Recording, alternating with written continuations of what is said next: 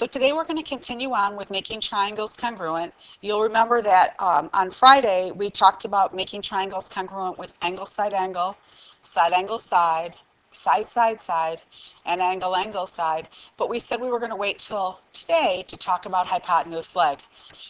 We talked briefly about hypotenuse leg a few days ago when we talked about how hypotenuse leg is its own special circumstance because you don't have a hypotenuse and leg in a triangle if your triangle is not a right triangle. And you will see that that's exactly what's being mentioned here, that you have to have a right triangle in order to prove that your triangles are congruent by hypotenuse leg. So in this case, we're going to talk about a proof where we use hypotenuse leg, and we are going to have to use this reason right here to show that we have a right triangle before we can talk about hypotenuse leg. So I'm going to have you put hypotenuse leg out of your mind for a second, and I'm going to work through this proof like you would if you didn't know it was hypotenuse leg. So if we're working through this proof, we would take a look at our first given. This should say given, I think, and it doesn't. We would take a look at our first given, and the first given tells us that we have perpendicular lines. And if we look at where BD and AC are perpendicular, we can see that there are right angles that are here and here. So we know, based on what we had done previously, that if we have perpendicular lines, we have right angles, and the best way to name those right angles is going to be to put numbers on them and call them angles 1 and 2. So in my proof, I'm going to put in here that I know that angle 1 is a right angle, and I know that angle 2 is a right angle because perpendiculars form right angles. And then if we were doing what we normally do, we would continue on, and in our next step, we would say, oh, we know that all right angles are congruent. So I would put angle 1 congruent to angle 2. All right angles are congruent.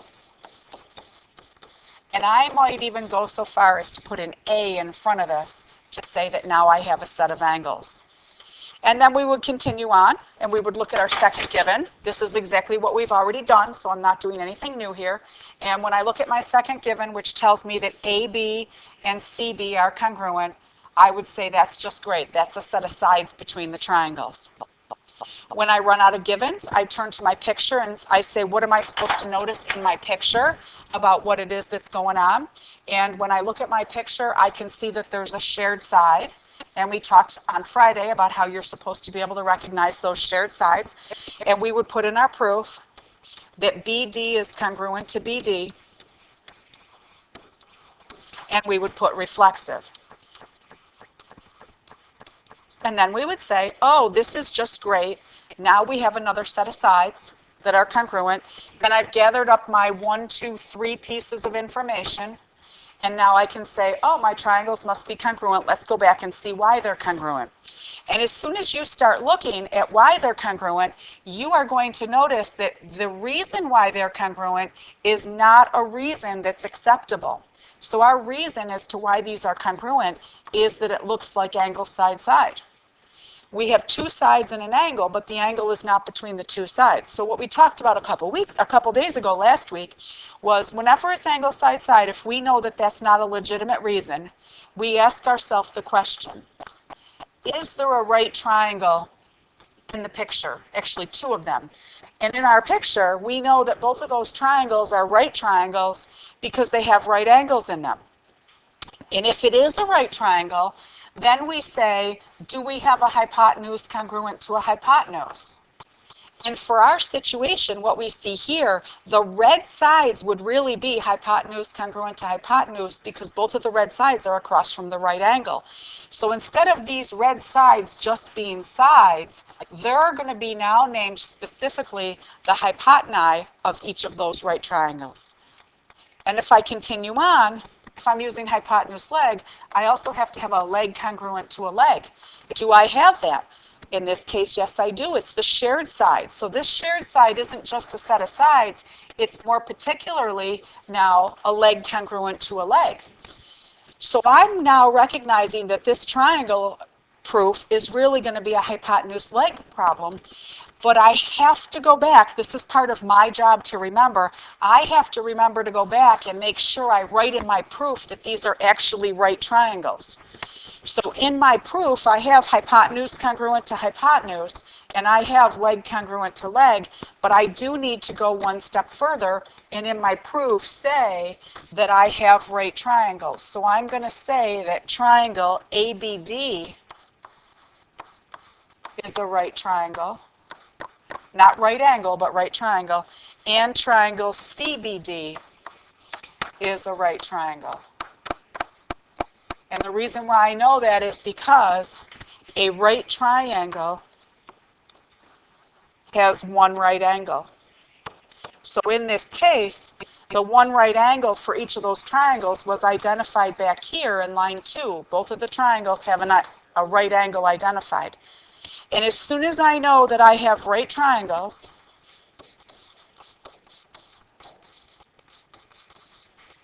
and I have hypotenuse congruent to hypotenuse and leg congruent to leg, now I can say in my proof that triangle ABD is congruent to triangle CBD. And my reason is hypotenuse leg congruent to hypotenuse leg. Very specific proof. You have to make sure that you are identifying right triangles, not right angles, right triangles, before you use hypotenuse leg. In the next example, we have talked about the new reason that we're going to use, but we haven't actually seen it necessarily written down. So in this next example, we are going to be using a reason called corresponding parts of congruent triangles are congruent. And with this reason, what it means is once your triangles are congruent by your 3 parts that will make congruent triangles, you automatically know, once the triangles are congruent, that the other 3 parts have to be congruent as well. So if you take a look at this example that you see here in question 2, it's telling you to prove that CR and BR are congruent. What we're going to have to do before we prove that CR and BR are congruent, those are sides of 2 triangles, is we're going to have to make triangle CAR congruent to triangle BAR. So what happens is your proof line is going to end up either having segments congruent or angles congruent, and you're going to need to know that before you can make those corresponding parts congruent, your number 1 job is really going to be to make the triangles congruent. So we're essentially just making triangles congruent, which you've been doing right along. In the first given, when we start this proof, we see that we have perpendicular lines, and we know that perpendicular lines form right angles. So if I look at where these 2 lines are perpendicular, AR and CB, I can see that I have 2 right angles that are formed. I'm going to need to identify those right angles in the proof and then make them congruent.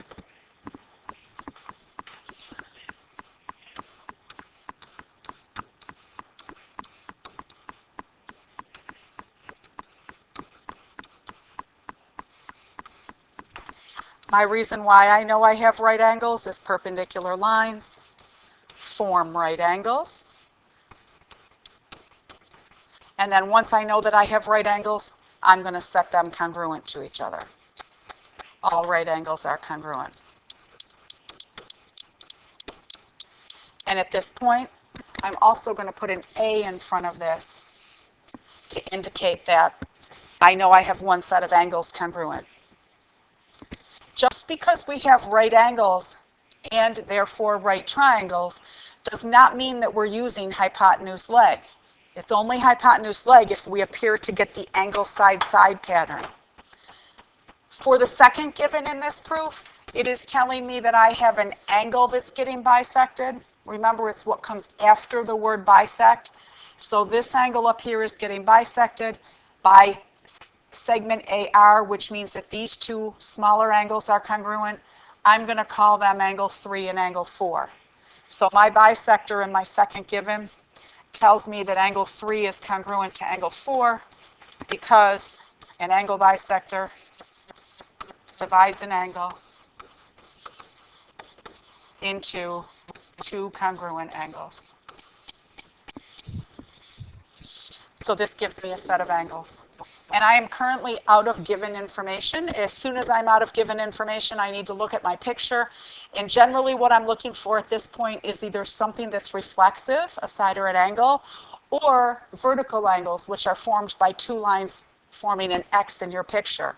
So some of you are probably already recognizing the fact that in this, we do have a shared side right here. This has come up numerous times, so you're very comfortable with this now. So in my proof, I have AR congruent to AR, and that is reflexive.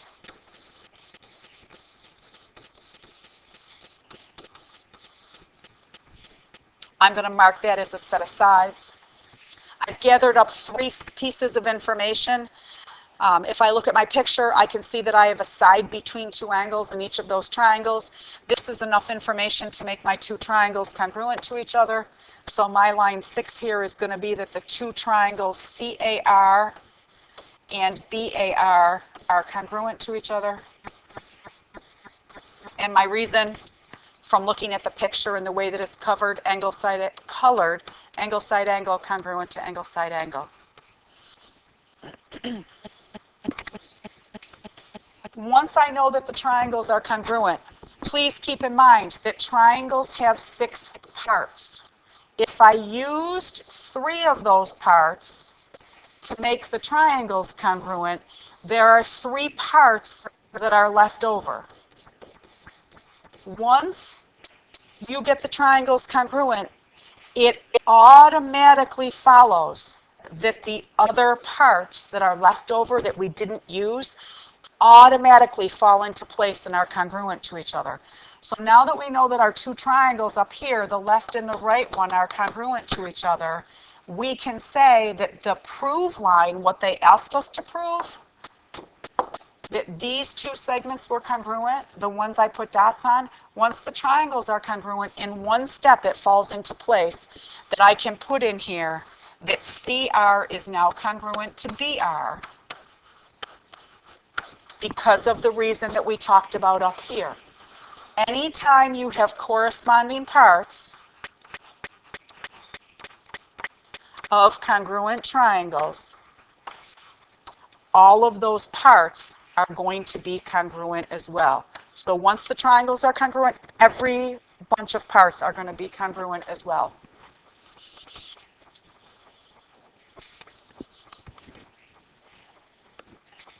And then we're done with our proof. So what you want to remember here is that you may have a prove line that says that you have to make segments or angles congruent. You can't do that until you acknowledge your first step, which is going to be to make the triangles congruent. Okay, question 3. In question 3, we are being asked to prove angles congruent. Please remember what we just talked about. If we're being asked to make angles congruent, which is angle DAE and angle BCE, these two angles, then it is probably a good assumption to think that we're going to have to make triangles congruent first. So I'm going to erase those two angles that I just identified, and I'm going to use my normal way of marking these corresponding parts ones with little dots on them. And in this proof, what we're going to want to do before we get those angles congruent is we're going to want to get triangles congruent. And there's numerous triangles here, but the triangles that I'm going to want to get congruent are going to be the ones that I call the bow tie triangles. And I'll shade those for you in just a second. So the triangles that I'm looking at to get congruent are going to be this one and this one. And eventually you'll have to make your own decision about which triangles, but for right now, we're pretty comfortable with telling you that. So I'm going to take that shading off of there now that you see what we're working on. We're going to make triangles congruent. So for me, one of the first things that I happen to notice is that those two triangles are formed by an X. There's this crisscross through the middle with the diagonals that make an X. which tells me that these two angles are congruent. I'm going to call them 1 and 2 because they're vertical angles and they just happen to fall in those triangles that we're working with. So I'm going to put in my proof that angle 1 is congruent to angle 2 because vertical angles are congruent. So I just happen to notice that first. Maybe you'll have this in your proof in a later line, but I happen to notice that right away. So I'm going to put that in my proof. It kind of helps me because automatically now I know I have a set of angles congruent. So one of my 3 pieces of information is already met. When I move on to my givens, there's 2 different givens that are here, and both of them involve segment bisectors, which make midpoints. The first one says that segment AC is bisecting BD. So when you have it written that way, what that means is that this segment is the one that's getting the midpoint. So if I'm looking at segment BD, where AC crosses it, which is at point E, tells me that E is going to be the midpoint of BD. So I'm going to go to line 3 and say that E is the midpoint of BD. But I want you, while we're here, to also take a look at the second given. And in the second given, you're going to see that it says that BD also bisects AC. So this is reciprocated. Sometimes only one of the segments gets a midpoint. In this case, those 2 segments are actually bisecting each other. So this point E is also the midpoint of segment AC. So E is also the midpoint of segment AC. And when I write my reason for that, what I'm going to write is what I know that a segment bisector does, and that is that a segment bisector is going to create a midpoint. We know that. We've already talked in detail about how a segment bisector will be crossing a segment at its midpoint.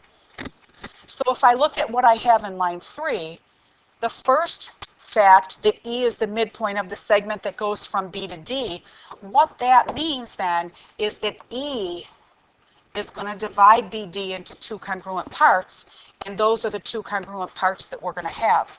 So in line 4, I'm going to put that BE is congruent to DE because a midpoint divides a segment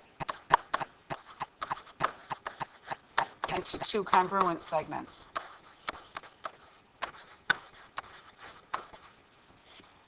But I also have another midpoint that's listed in line 3, and the other midpoint is that E is also the midpoint of the segment that goes from A to C.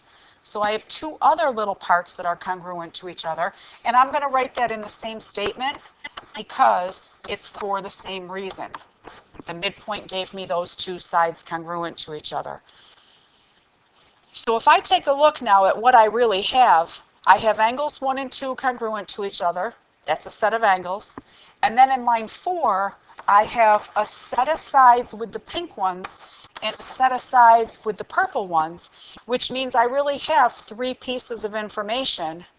And now I can say that those triangles are actually congruent. So when I write in my proof that those triangles are congruent, I'm going to put triangle DAE is congruent to triangle BCE.